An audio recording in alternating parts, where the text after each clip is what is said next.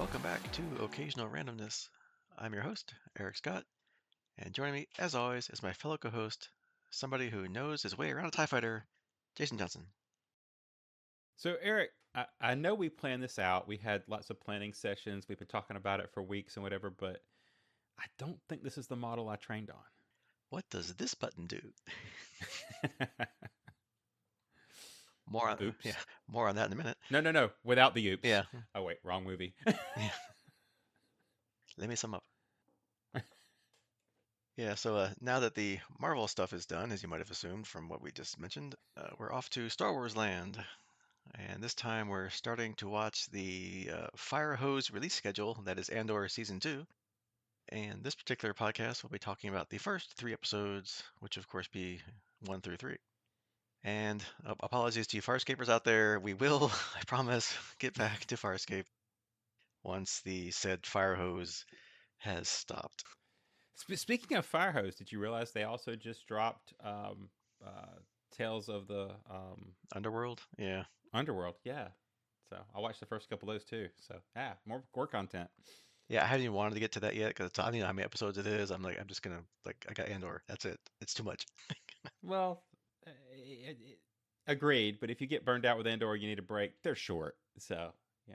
Yeah, probably less political intrigue and having to think too much because, yeah, we'll get into it. But yeah. So, Yeah. It's the opposite of spectrum. It's good, but it is still very much in the theme of the Tales of, where it's just kind of nice little vignettes, and then you're done, you're going to the next thing. mhm. So Which reminds me, I have to finish the last season of What If. Anyway, I never started that one. Hey, we got another season to do. yeah. Oh no. But Farscape, yeah, it'll be back one day. We promise. Yeah. Haven't forgotten about it. This this is occasional randomness. We have to be random sometimes. Yeah. Random but topical, or topical but random, whichever, or neither. And as always, our little PSA here. If you like what we do, please give us a like or a review wherever you listen to this at, or on social media. Spread the word. Like our tweets and posts and whatever, and all the good stuff. We'd appreciate it. Or X's or whatever they are. Yeah. What are they called now? Just I have no idea. Whatever. No. That's how much I care. I just use the thing. I don't care what you call it. Just- Yeah. all right, so I guess we'll do the little alternating recappy thing here, and then we'll get into the discussion parts. As we said, Andor Season 2, Episode 1, 1 year later. Or more like 3 years later for the audience, am I right? All right, so 1 year after the Ferrex uprising, Cassian impersonates an Imperial test pilot in order to steal a prototype of a new Imperial ship, the TIE Avenger. When he attempts, Not the New Avengers or the Secret Avengers yeah, or or the the Star, not Avengers, wink wink, yeah. Which also I have to go see. Anyway, yep. when he attempts delivery on a jungle planet, he is ambushed by a rogue band of squabbling guerrillas, the Maya Pai Brigade. Pay Brigade, whichever. Anyway, who cares? We'll get in those morons later. Consutai. Yeah. Meanwhile, on the agricultural planet Mina Rao, Bix, Brasso, Wilmon, and our little buddy B2EMO fear detection by the Empire while in the undocumented employ of a local farmer. Bix is suffering from PTSD caused by Gorse's torture last season. Keeping up with our characters from last time on Chandrila, Mon Mothma prepares for her daughter's arranged marriage, but is informed by Tay Kolma that his financial investments have turned sour as a result of their dealings and implies he is considering selling her out to the Empire. Philisartha asks Luthen for information regarding the whereabouts of her partner and fellow rebel Cinta Kaz, also from last season, but he claims to have no knowledge of her. Throwback to Rogue One, Orson Krennic oversees a secret meeting of Imperial officers about forcibly mining the resources of the planet Gorman due to its heavy concentration of a rare mineral that they need, an initiative to which Dedra Miro is reluctantly assigned. The conflict between the Maya Pai insurgents reaches a boiling point, and several members of them are shot and killed as Cassian is taken hostage. Jumping us straight into episode 2. On the jungle planet, Cassian is held prisoner while the conflict amongst the Maya Pai Brigade worsens and the group splits into two factions at a stalemate. On Mineral, Imperial officers arrive to audit all the workers' papers as Bix, Brasso, and Will arrange to move to a different part of the planet to avoid discovery. On Coruscant, Dedra and Syril, who are now living together as a couple, prepare for a social event that they have been putting off. As the preparations for Lita's wedding conclude, Mon Mothma discusses the possibility of Tay Kolma's defection with Luthen, who says they should attempt to ascertain Kolma's price for keeping silent about the rebellion. Cassian slips away from his captors when they've become distracted with a terrible challenge. Yeah, we'll get to that. And flees the planet, revealed to be Yavin 4, as in the Stolen Tie Avenger. And that leads into the final episode of this particular week, Episode 3, Harvest. Cassian makes contact with Luthen's assistant, or whoever she is, Clea Markey, and is able to ascertain the danger his friends are in on Mina Rao. Meanwhile, Dedra and Syril host Syril's mother, Edie, for dinner, during which Edie repeatedly belittles Syril, as we saw last season, prompting Dedra to forcibly establish limitations on his mother. On Chandrila, Lita is married to Stikon Skulden as arranged, and the ceremony is followed by a reception / rave, which we do also in a minute. As the Ferrex expats prepare to leave Mina Rao, Imperial officer Lieutenant Kroll attempts to rape Bix, but she kills him after a bloody altercation. As the conflict spirals further, Brasso is killed by a stormtrooper, but Cassian arrives in the TIE Avenger and kills all the remaining Imperial troops. Cassian, Bix, and Will flee on the TIE Avenger. Having been unable to come up with a price to ensure Tay Kolma's silence, Luthen informs Mon Mothma that he has decided to have him killed. And of course, Mon Mothma then binge drinks and dances the night away while Vel watches Kolma get taken away by Cinta, who I guess we'll never see again. We'll see. So that's the first 3 episode dump, as we said before, of Andor Season 2, which is 3 a week for 4 weeks. So, hey.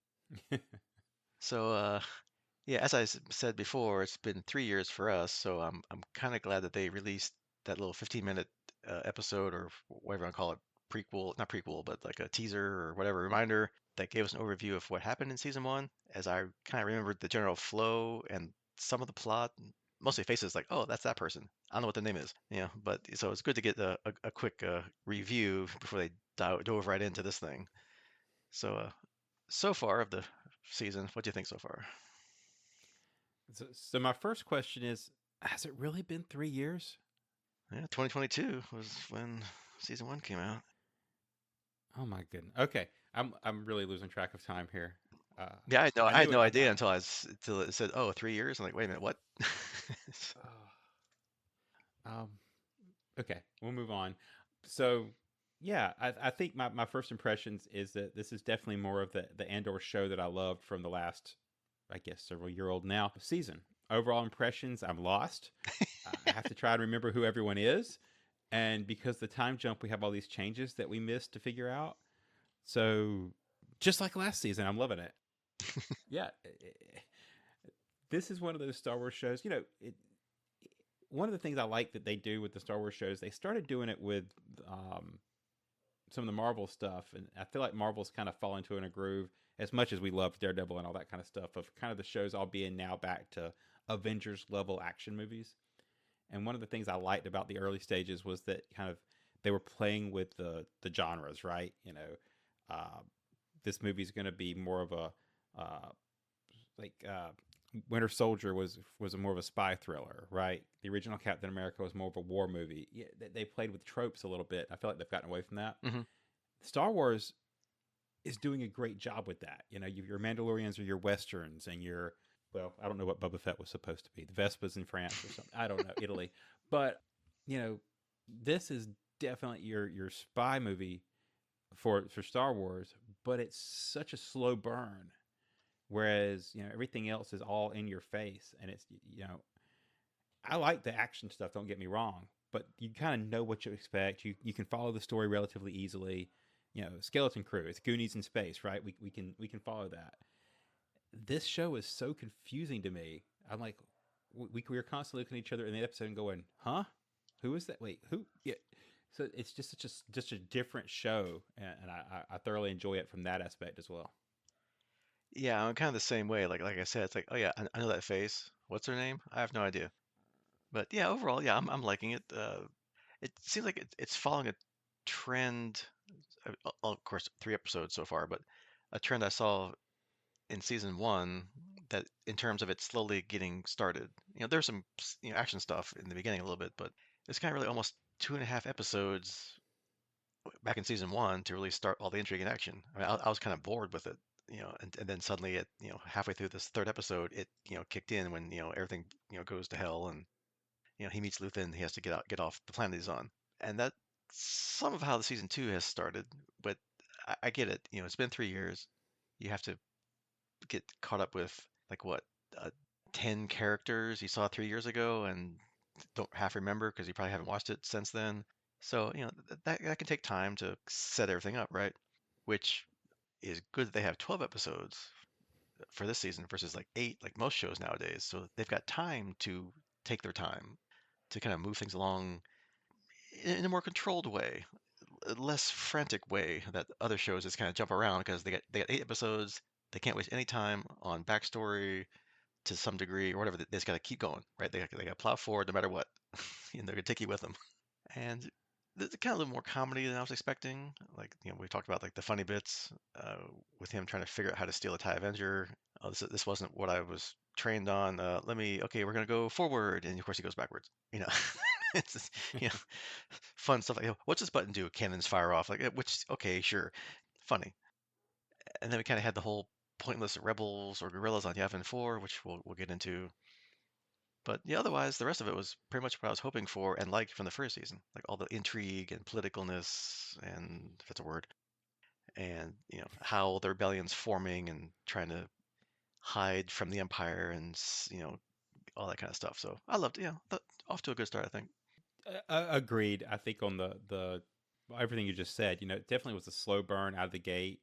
It'll be interesting to see if they keep that pace, if we get a large acceleration in the next batch of episodes. I I will say, and I'm trying to remember back because you're right. I've watched bits and pieces of it, but I haven't gone back and watched the whole thing end to end. I probably should have before we jumped into this. But I was trying to remember. I feel like last season they did kind of a similar thing where it was like every 3 episodes was like a chapter, and they broke up the story into kind of sections. And that makes sense in my head on how they're dropping these in 3 episode blocks. It's almost like each one's a chapter of a story, and I'm wondering if we're not going to see, obviously, even though they're out for our listeners, we've focused on just the first three, so I haven't started the next ones yet. And I'm wondering if it's going to be that way where you have a block of 3 episodes, you kind of get in a groove, you know the storyline, and then boom, we're on to another like chapter where you almost have to start over, reorienting yourself. Now, obviously, there'll be some continuity because we've got all the stuff we're fixing to talk about with Dedra and the stuff she's pulled into, and you know what's going to happen with Mon Mothma and all that. So there's definitely some through lines of continuity, but it'll be interesting to see how they jump, kind of like they did from the different jobs last season, where he went from on his planet to on what was it the prison to the job, right, to the prison to back to the planet. So it'll be just kind of interesting if they follow that same three stories to a chapter, 4 chapter arc, I guess is what I'm trying to say. Yeah, I think I saw in like the little release blurb that I sent you the one time that yeah, I think they're calling them like chapters. So yeah, it does make sense that like each of these three are going to be like a chapter of a book, right? As it progresses along down the thing, right? So and I guess Unless like most books, it starts out slow and then it picks up. So that's what we had right now. We just the start of the book. I guess I subliminally remembered that, so I won't take credit for coming up with chapters then. Yeah, just underscores that their marketing worked. Yeah. Yeah, so, yeah. So yeah, so we start out with Cassian, being an undercover test pilot, which I thought was kind of funny. He's chatting with the one Imperial person who's helping him, scared that he's gonna get caught. He's like, "That's okay, don't worry about it. Everything's fine." They have a little comedy stuff that we aforementioned, trying to get off the thing. But so I thought, okay, he's now an experienced rebel, right? After last season, he's done the crime and the time, right? So I mean, he knows what he's doing. Just jump in there, steal a ship, be all nonchalant. Just like, yep, I'm a test pilot. This is what I do. Made the Imperial defector feel happy and comfortable and okay with what she's doing. Don't worry about it. It's okay. We got it. No problem. And then he gets into the ship and has no clue what he's doing. So, yeah, crashes around the bay. Opens the door, starts shooting weapons off nowhere.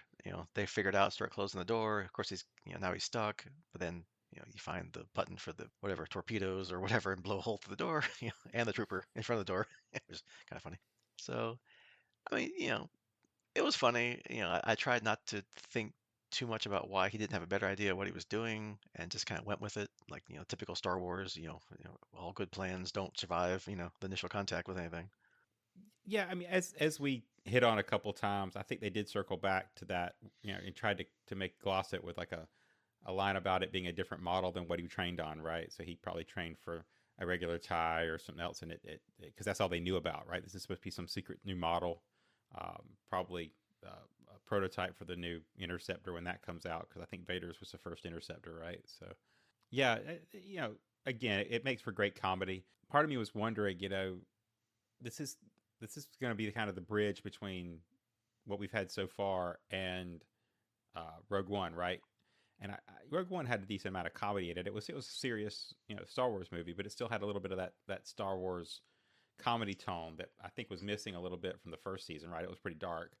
So maybe it was too dark for some audiences, and they're using this to kind of bridge the tone and get us closer to the Rogue One tone.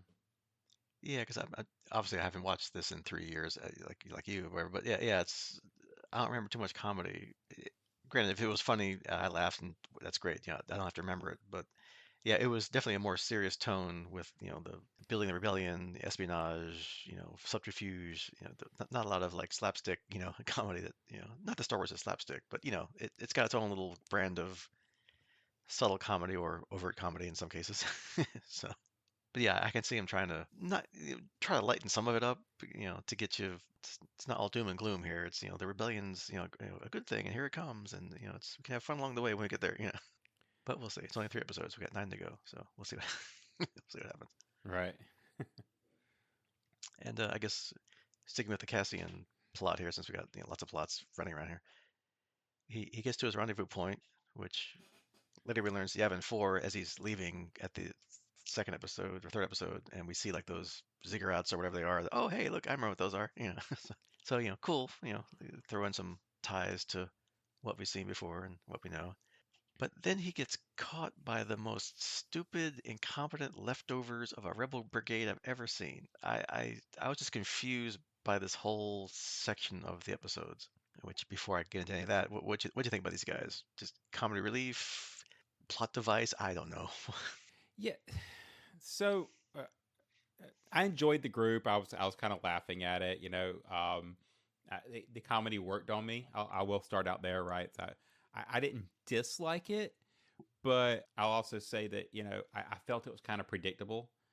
There there wasn't a lot to this section that really I didn't feel that I didn't see coming. Right? We'll get into a lot of the stuff I didn't see coming, in some of the other plots, but on this one, it was like, yeah, okay, I get what they're doing. We all know how it's going to end, right? Eventually, he's going to escape and all that kind of stuff. But I think my only gripe with it will be if this is all we see of them. If there's some plot, some relevance to the plot later, I'm good with it. But if not, it's gonna. I'll probably end up liking this section a lot less if you were to ask me again. If we see these guys have this whole like couple episodes of dealing with them, and then that's it. Yeah, I mean, if you want to keep the comedy part going, it would, I guess, be hilarious if later he becomes in charge of them or something, or has to use them to do some other mission. So then, okay, here's these morons again. They're like, "Oh, hi, remember us? Sorry about that." But yeah, I guess more importantly, it was a way to sideline him for a bit so he couldn't get back to his friends. So therefore, they get their own drama, which we'll go into here in a minute.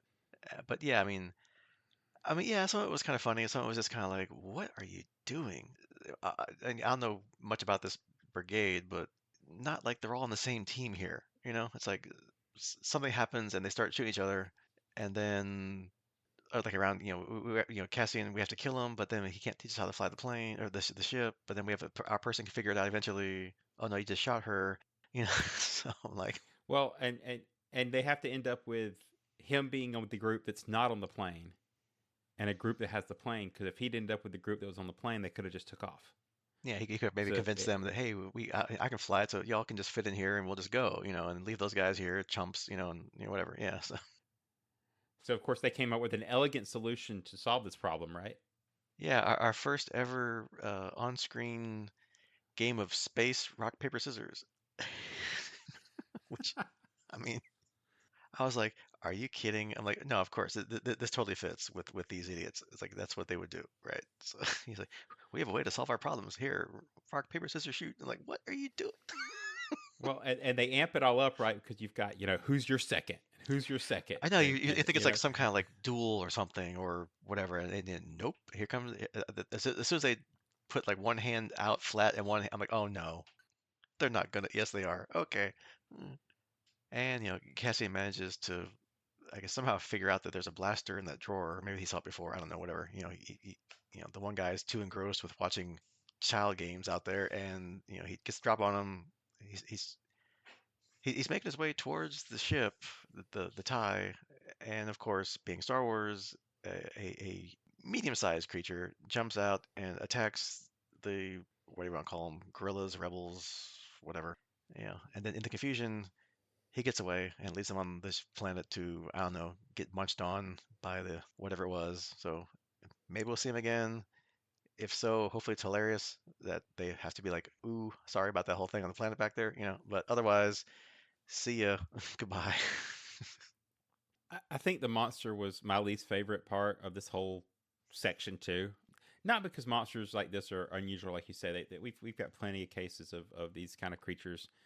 I think the prequels relied pretty heavily on them in different scenes. So, yeah, it's not that I dislike the creatures, and I think the animation actually was pretty decent.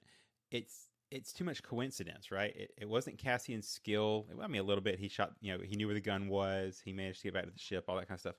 But it was more so that the distraction and the whatever of the uh, group getting attacked in the middle of their rock paper scissors game with by these monsters. And I think I heard an author mention one time, it's like, coincidence is okay for getting your characters into trouble, but it shouldn't be used to get them out. And I feel like, we're relying a lot on coincidence to get characters out of trouble instead of actually having skill and plot do it. Yeah, because he was sneaking away. He was like two-thirds of the way to the TIE fighter. Like they didn't have to do that. He could have just snuck over there, and maybe like at the last minute he trips or he hits something, and they all look over, and go, oh, there he is, and he jumps on the ship and runs away. So Right.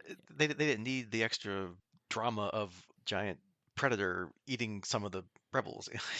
Well, But it was Chekhov's monster because they'd mentioned him earlier. We had the indicators that there was something big in the woods or whatever, so they had to pay it off. Yeah, because it And got the so, one person, I guess, because they found like her boot with like half her leg in it or something or whatever. So it's right. like, okay, there's something out there, and you heard it too a couple of times. So yeah, I guess okay, now it's time to show you what the noise is. But okay, whatever.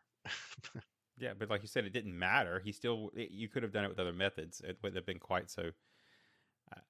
I can't say it wouldn't be so silly because we're in the middle of a rock paper scissors game. Yeah, or if So he was escaping, and they're playing the rock scissors papers game, and then he gets caught, and then the monster eats them, and then he runs away or something like that. But it just oh well. Anyway, enough gripping. yeah, Yeah. well, I'm going to throw out one little. I'm not going to call it a conspiracy theory because I read this somewhere. I can't remember where. I didn't have a chance to look it up. So complete grain of salt with this. But I thought I read somewhere or saw mention that this group, which I'm not going to slaughter the name of because I don't have it in front of me right now, was the remnants of the group that Saw Gerrera took out in the last season. Because there was a little bit in the first season about um, what's his name not saving a group and giving them to the Empire as a distraction. And anyway, he saved Saw Gerrera's group or something like that, but let them got taken out. And I saw somewhere, whether it's factual or not, that this was the same group. This was the remnants of the group that got kind of thrown under the bus in the first season. hmm So I thought if so, that would be a neat little bit of continuity.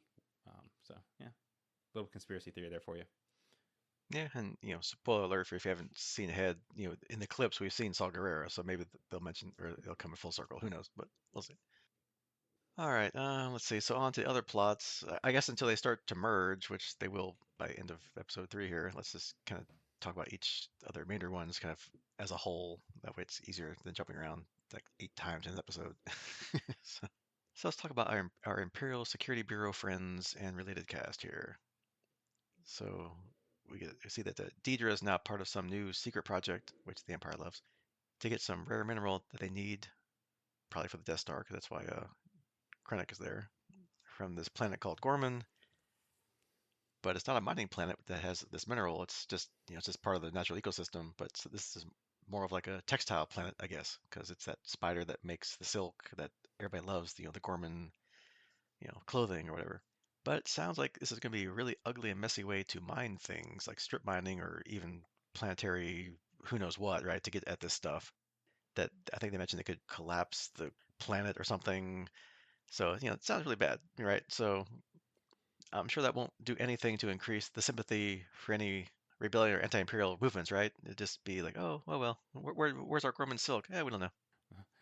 Yeah, I mean, not to mention, furthering the like you say, the um, reputation of the Empire as they continue to destroy planets, kind of echoes of Alderaan to come, assuming that's the direction the story goes.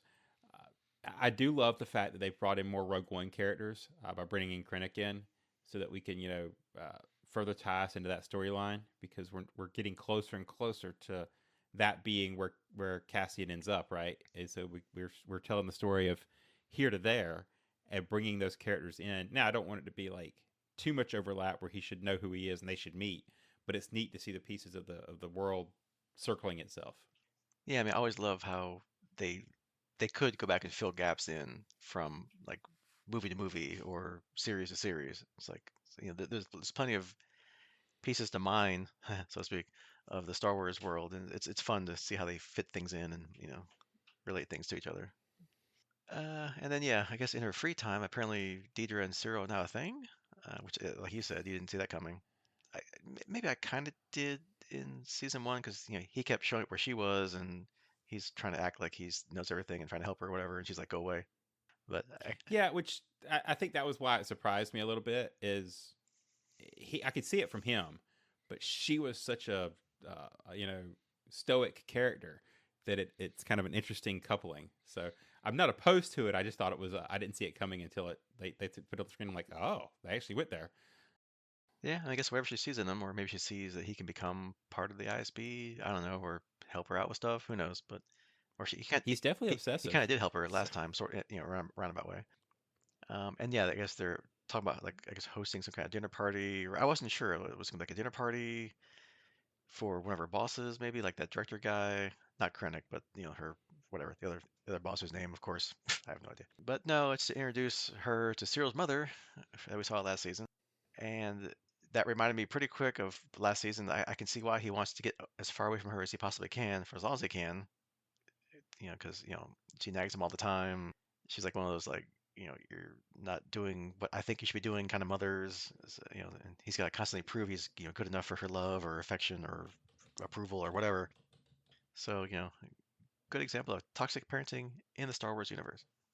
yeah. So if I said I didn't see the other one coming, I will claim to have seen this one. In fact, I could tell by Cyril's reluctance that it was going to be his mom. That was just the only person that that I could picture. And so as soon as she walked in, I was like, "Yep, called that one." I did want to mention, because I didn't call it out when we were talking about the spider silk plotline, for lack of a better way to call it. Her boss, whose name you just couldn't come up with, and I don't have either. I swear he's like a stand-in for Tarkin, Grand Moff Tarkin, because that's who that character reminds me of so much, just in the way they have his bearing and the way he kind of interacts with everybody around him. So it's kind of interesting that you've got a Grand Moff Tarkin to her Vader. So Hmm, anyway, yeah, yeah, and that dinner was really awkward and painful, which is how they set it up to be. And yeah, especially for Cyril, who eventually just has to get up and like leave and go like flop on the bed, which I thought was kind of funny. I saw somewhere that you mentioned it, so I'm gonna jump in there. That bed scene was not even scripted. Like that was just something the actor did or something, and No, it made it to the shot. So that's I thought that was awesome. yeah, that's cool. Yeah. He's like, mother, and just walking. And of course, I love how Deidre's, all smiled or kind of smiling and doing the little chit chat. And I love how, like, on a dime, she turned and you can just see her like look at mom there as like, you know, no, I looked you up, and the uncle they talk about, we know all about him and his bad dealings and whatever. And here's what's going to happen. You will see him when I tell you you can see him. All this stuff. I'm like, dang, you know, she put the fear of the Empire into that woman for sure. And then they're whispering later as he's on the bed, you hear them talking. So I don't know what else she said, but it sure made mom kind of sit up straight and stop nagging her son. So I guess there are good benefits of the Empire, maybe, at least here anyway. Well, and it's a good reminder of just how capable and kind of scary Dedra is, right? Because we're jumping back in, like you said, we're kind of getting to know these characters again, and over the course of the last season, she was just competent and on top of it, and uh, a worthy adversary for Cassian. If it's always good to have like a good foil for your character. You want somebody who is competent chasing them, right? You don't want to have all chases don't need to be Boss Hog, right? And Roscoe P. Coltrane. You sometimes you want a villain that's actually a legitimate like threat. And you know, now that we're starting up a new season, it's neat to see them use this as a show of like it's a good to kind of get to know the characters, but it also kind of shows or as a reminder of how capable she is to just no, here's my world, here's how things actually function. We'll tolerate you, but this is how it is. And it's kind of like, oh, okay, yeah, she's still there. Yeah, and just more of what the Empire really is, right? So it's not all just, make the trains run on time. It's all the stuff that goes with that. So all about power and how you use it and who you use it on, right? Right. And then we get I guess we'll save the all the fireworks for last. We get the next thing, which is all the political stuff. So we get the political and marriage intrigue also, which we'll talk about. That's happening on Chandrila, Mon Mothma's home, with her family, and all the related cast around that other, not separate but distant, I guess, distant plot line that's happening.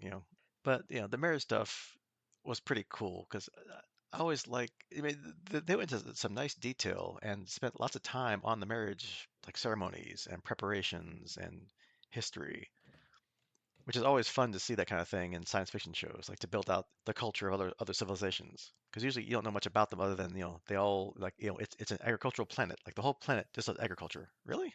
You know the whole planet does textiles, like the Scorpion place, or Well, the but whole planet's a city. So it's nice to actually build out like what that means or how they actually work or how they got like that. that's exactly what I was going to say. When you come from a universe where entire planets have a single ecosystem, then it makes sense for entire worlds to have one textile. Yeah, it's like, but if you don't like silk, but anyway, yeah, right, It gets everywhere. yeah, Oh, wait. that's sand. It's a different four-letter word, starts with S, whole different thing. So, and then yeah, her daughter Lita doesn't like her future husband. Like she was like, he doesn't talk to me. He's sulking or he's whatever. And Mon does try to talk her out of it. You know, when right when they're getting ready to walk out to the ceremony, like well, my mom was drunk when I was where you are, and here's what I wish you would have told me is like you can actually walk away, like just don't show up. And she's like no. So I guess for whatever reason she decided to go through with it, and yeah, we get some fun wedding scenes with them doing the little wedding, ceremonial movements and dancing and cutting of the cords and that kind of stuff. So I thought it was pretty cool. I liked it. So there's a couple interesting points there to me. One is that, like you said, even though she's got her reasons for not doing it, and her mom encourages her last minute to not do it, Lita does go through with it, and it's my take at least is it's tradition, right? She may not be comfortable with her future husband. She may not be ready for whatever, but this Chandrilian society and the way that she was at least raised by her parents and stuff like that. Yeah, the tradition says this is how you do it, and so she's going to go through with it. Um, on the flip side of that, I appreciate that this kind of gave Mon Mothma a bit of redemption because one of my frustrations here was the use of her daughter as a trade in favors, right? She needed to arrange the banking deal for the rebellion, and so uh, what does she do? She basically betroths her daughter because she knew that's what's going to happen to the banking guy, and it's like, eh, all right, it's always, and I know this show's kind of about those gray edges, but here's a character that we take as a hero of the rebellion, and something sketchy like that with your family is just kind of hard to see. So it's kind of nice to see that she did have her regrets and try to fix it later. And then just kind of stepping back from that, I completely agree about the detail of the wedding. Right? It's a the Chandrilian society it's another one of those kind of planets they talk about in Star Wars, but we haven't seen a lot of, or maybe some fiction that I'm not aware of in the books side. But it's kind of cool to have it in visual media shown to us, especially in this elaborate wedding setting. Yep. And then intermixed with all the wedding planning and rave, which we'll get to maybe here in a second, and all the other fun stuff, we get the stuff that if you're not paying attention to, you'll get lost real quick if you can't remember it last season. So, we get Mon Mothma and Luthen are dealing with the banking deals and funding that she set up last season, like you mentioned, like discreetly or illegally or whatever you want to say, that they did with this Tay Kolma banker guy, and then indirectly also with, like you said, this, father of the son that, got betrothed to her daughter. It's Davo Skuldrin guy, who's all of them together are helping to fund the rebellion, or at least fund some of the money, you know, to the rebellion, or probably a good chunk of it, who knows. And that was kind of a lot to keep track of for the audience, or at least for me, because again, I watched the 15-minute recap. They hit on it a little bit, but then coming back into this thing, I'm like, okay, wait, who's this guy? Okay, he's the one that he's her lifelong friend. Okay, and he wasn't too sure about it, but he did it. And then they work with this other guy to get the other money. Okay, now I'm caught up again. But it took me a minute of like, who's what, what's going on?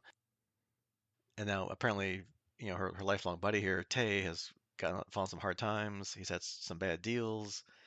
I guess he's lost, some money, and I guess he kind of feels undervalued. He said, I guess with Mon and this whole thing going on, which I guess is kind of code for, hey, why don't you help me out with some more money here, or I'll tell the Empire on you.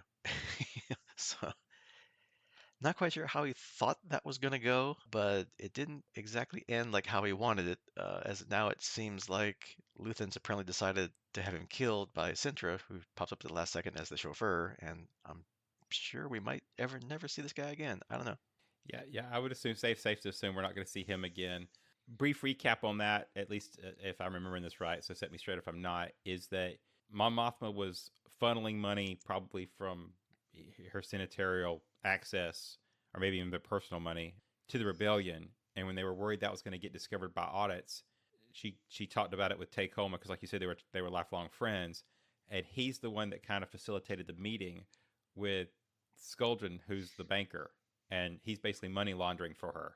So that it doesn't look like she's directly funding the rebellion, but it's being basically laundered through his connections in his bank. So Take Home is kind of like the matchmaker here. And now, a year later, like you say, bad investments, his stuff, some deals haven't worked out. I'm pretty sure they throw in there that his wife left him. Hmm. So, he's now gone from being in a prime place to being in a bad place. And that just kind of sets him up for, yeah, trying to blackmail them out of some money and ending up having himself handled by Senta, probably off screen between episodes.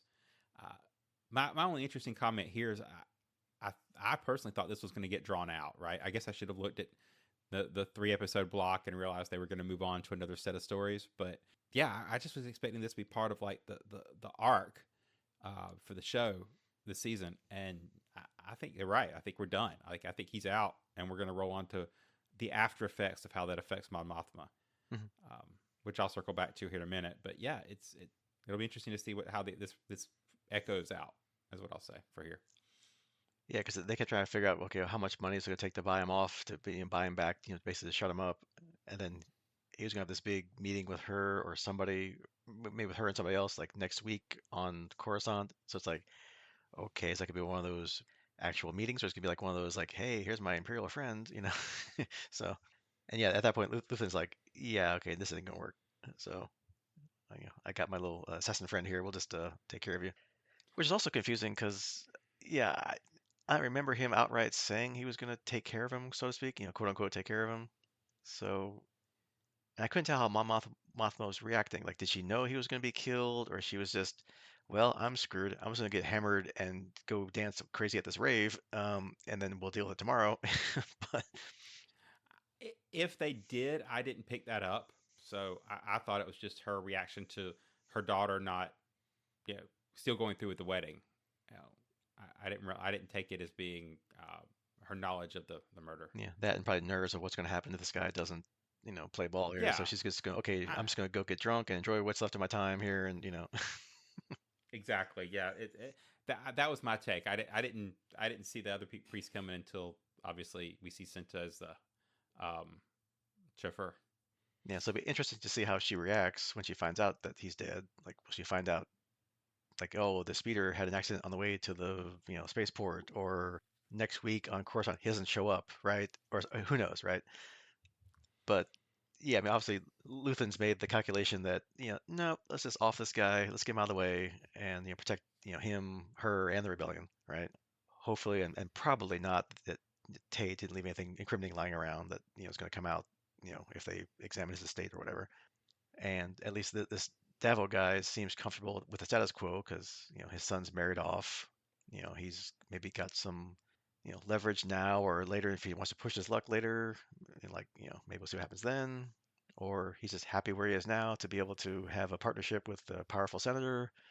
We'll see what happens. I'm sure there'll be more with the surviving little cabal here, right? As we got another 9 episodes to go. And yeah, like I said, Mon goes off and gets blitzed and starts dancing really crazily at this rave wedding dance disco ball music DJ thing that's floating around, which was again kind of funny. So Yeah. So I've nitpicked a little bit at the earlier scene, but overall I enjoyed that one. Like the dumb uh, troops on the planet and delaying Cassian. At least that was funny. I mean, I laughed when they started playing rock paper scissors, all that kind of stuff. Uh, this rave scene, I don't know if it was too close to the Matrix rave scenes in my brain, which I detested. Like that was kind of like yeah, like why are we doing this? Yeah, right. I, so I have a Matrix theory of there's only one Matrix movie and the other two never existed. I do that for other movies like Pirates of the Caribbean and stuff like that. But And um, most Star Wars sequels. Anyway, well, you know what? Well, we could do a whole show on how I misremember the prequels. So yeah, and parts of the sequels. So anyway, because my headcanon's pretty good. But yeah, this just was not my favorite scene. This is the one part of the show where I was like, checking my phone or whatever. Like I was done. It could just go on to the next thing, and I was perfectly content. I didn't need to see any more of it. yep. And then we'll see what happens next time because yeah, things are gonna change. Yeah. And then our final plot, at least so far, Cassian's friends from the old hometown, Bix, Will, and Brasso, and my favorite little cute droid, B2EMO. I love him. Yeah, they need to have him at the droid shop at Disney. 'Cause I would totally build one of those. Yeah, I mean, I think even I read somewhere that several of the actors who got to work around that like loved him because it was a real workable droid. It wasn't like CGI like maybe BB. Well, BB-8 was kind of real too, but this is like the guy doing the voice was there. He's fully mobile and they're doing the little thing and everybody loved it. So I love it. It's cool. They got to interact with them for real time. But they're all off on this agricultural world again, monolithic thing that happens in Star Wars, waiting for him to get back, and Cassian to get back from his tie heist. I guess this planet's got lots of rules and regulations, but they're illegally, undocumented, so to speak, doing mechanical odd jobs and trying to stay under the radar. Which, of course, nothing goes to plan, and you see this Imperial-looking ship or some kind of ship, but what else could it be, right? Arriving to do some kind of census that they do every so often, or like an audit that some people are calling it. And they, I guess, start to feel the pressure, so they're going to get moved around to other places that they've already been to avoid the Imperials finding out that they shouldn't be there and get arrested or tortured or killed or all the other fun things that happen. But of course, being plot, things don't quite work out the way they wanted to. So my take on this is kind of interesting because you could look at these scenes from a couple different angles of what they're trying to do.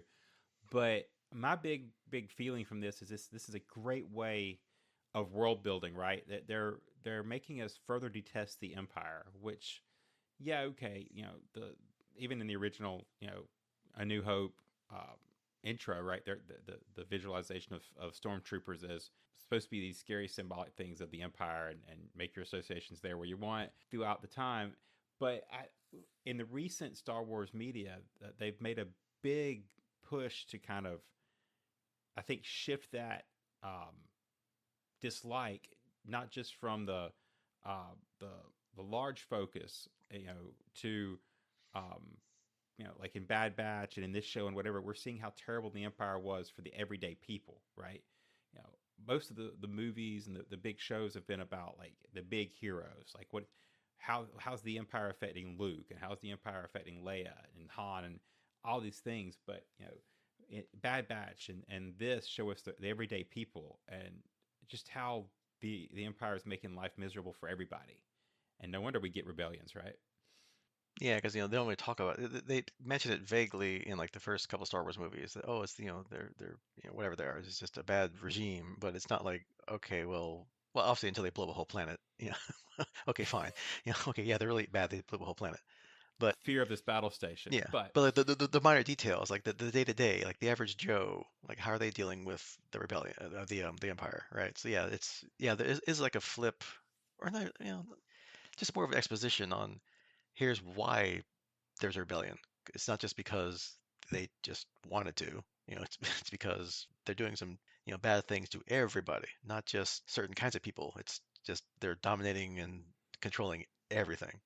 yeah, it's a boiling kettle, right? I mean, eventually the pressure's got to release. That the rebellion is the pressure release valve of the result. Yeah, and then we have a really creepy scene with that Imperial lieutenant who starts to come on to Bix, who's like, "Yeah, my husband, is away. Oh, really? I'm like, oh boy, here we go. And she rebuffs him, which I knew, of course, later he was going to show back up again and take it one step further. And sure enough, as they're getting ready to leave, he shows up, and now he knows that she's not here legally. Tries to rape her, and thankfully, and Star Wars probably will never get this dark, but thankfully he gets what he deserves, and she seemingly like just smacks him across the head a couple times. He staggers out and falls over, and the guy says he's dead. So good. Don't go down that dark rabbit hole there. It's Star Wars. It's still family kind of friendly stuff. Just Yeah, I couldn't agree more. Totally deserved. And my only comment there was he got more hammered than Mon Mothma did at the party. So Yeah. So of course, while all that's going on, the other two people in this little party have their own problems, except for B2, who's just having a good time with the kids chasing him around. He's having fun, which is good because he's too happy-go-lucky to be caught in some serious stuff. So, but Will just had to say goodbye to his new girlfriend and is far away from the ship when the Imperials show up. And of course, then Brasso has to leave Bix all by herself to go find Will, which of course leads to what we just talked about. And then of course now Brasso runs up getting caught. Will can't get his speeder because that's where the stormtroopers are, so he has to run back to Biggs, which takes forever.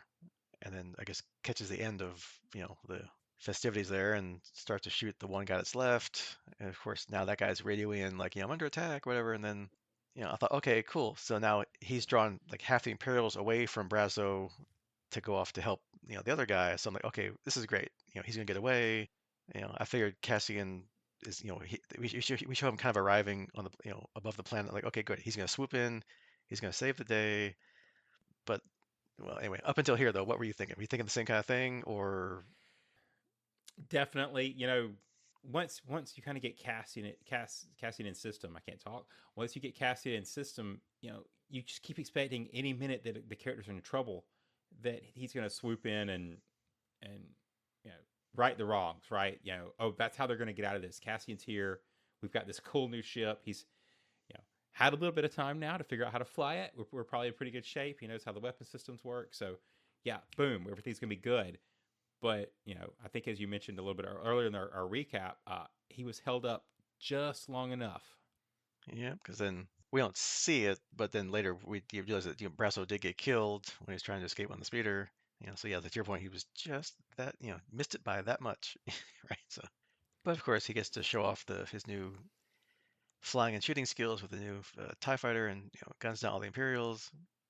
Have a little sad scene with him trying to like wake Brasso up. It's like no, he's dead. Oh well, then he gets Will and Bix into the tie, and they realize he's dead, and they're all. It's a very sad cockpit as the tie leaves off there, which kind of makes me wonder a couple of things, which hopefully we'll get to start of next episode. But are they going to get B2, or are they just going to leave him there? Which I mean, I guess he's being cared for by that woman who runs that whatever general store that the troopers are at. So I guess he's in a good place if they don't come back and get him.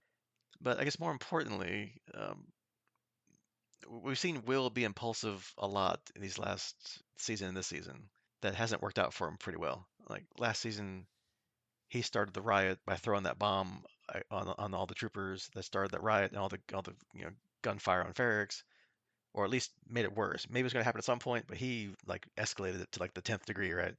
And now here he had to go leave his friends and go like halfway across the field to say goodbye to his new girlfriend, which probably, if he thinks about it, that's probably what caused Brasso to get killed, right? So is he going to learn from this or not? I'm curious to see where this goes.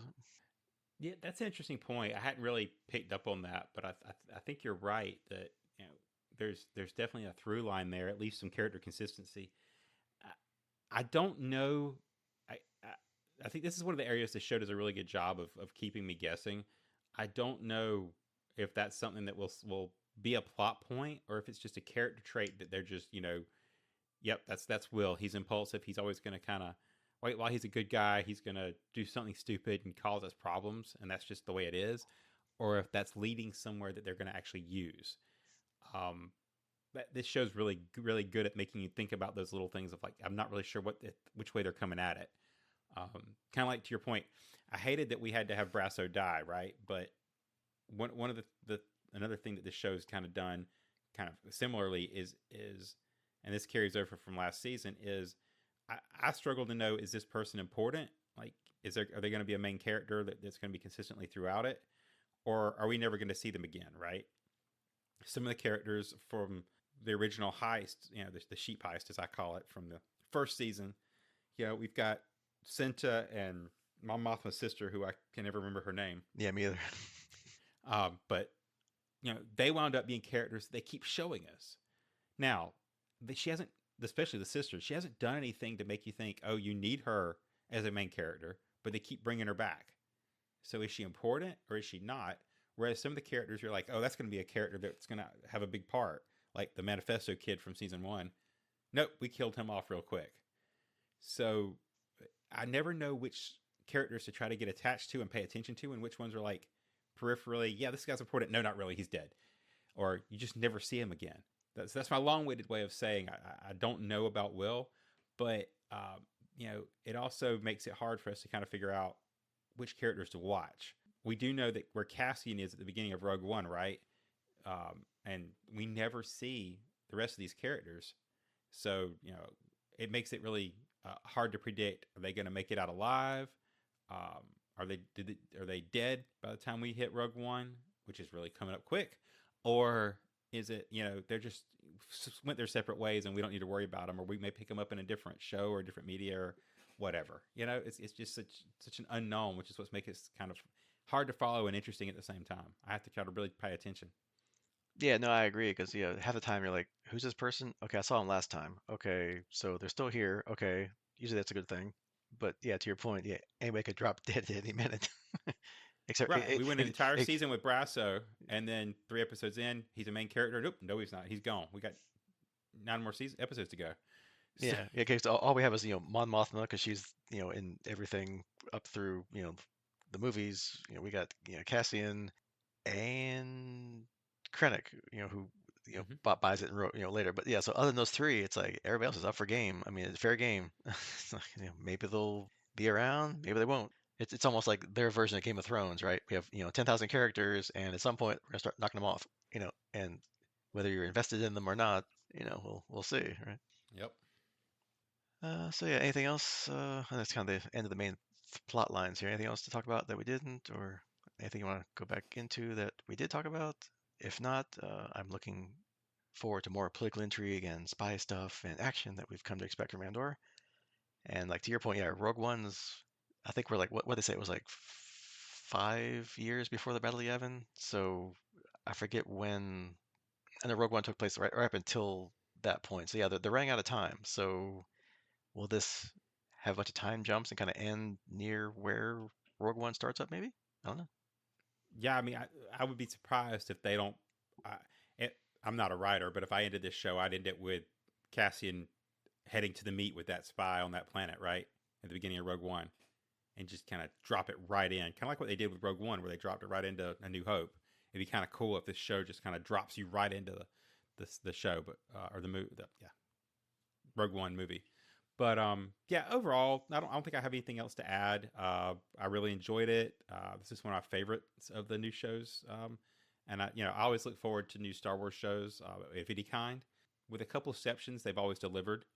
We've beaten those exceptions into the ground, and buried them and threw them in a back to tank and Sarlacc pits and all that kind of stuff. But this one, I think, is consistently delivered. I stay confused half the time, but that's okay.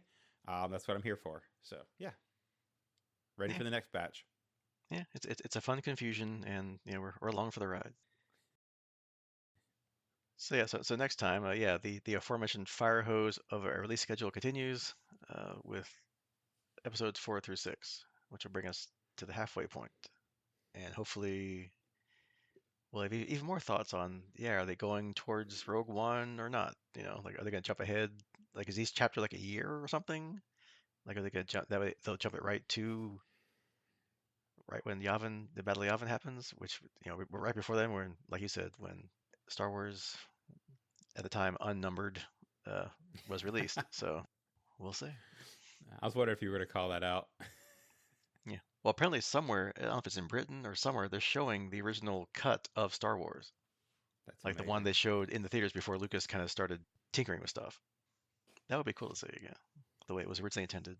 Well, the way we originally saw, right? However you look at it, but Yeah, it's intended it solves a debate, but yeah, hand shot first. Anyway, oh, agreed. all right. So that is your homework for next time. The next chapter, chapter 2 of season 2 of Andor, and we'll see you then. Goodbye. Goodbye.